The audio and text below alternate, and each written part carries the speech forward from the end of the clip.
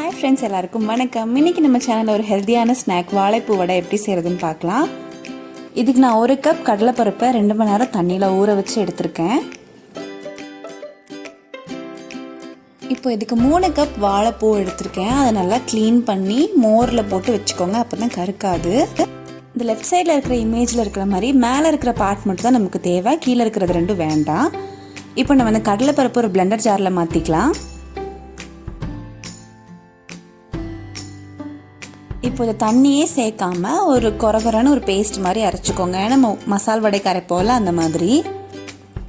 இப்போ இதில் நம்ம எடுத்து வச்சுருக்கிற வாழைப்பூ சேர்த்துக்கலாம்.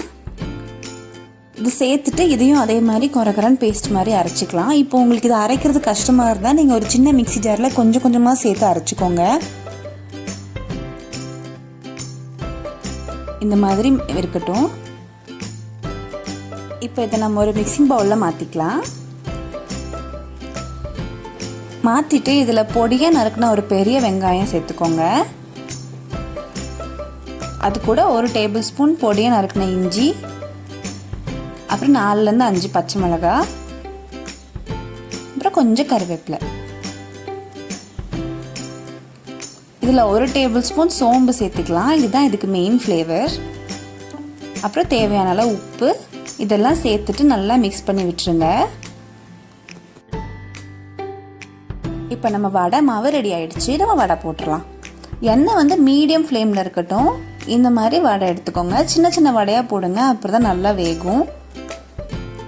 மீடியம் ஃப்ளேமில் எண்ணெயை வச்சுட்டு 2 பக்கமும் நல்லா கோல்டன் ப்ரௌன் ஆகுற வரைக்கும் ஃப்ரை பண்ணிக்கோங்க. எண்ணெய் ரொம்ப ஹீட்டாக இருந்துச்சுன்னா வடை வெளியே டக்குன்னு ப்ரௌன் ஆயிரும், ஆனால் உள்ளே வேகாது.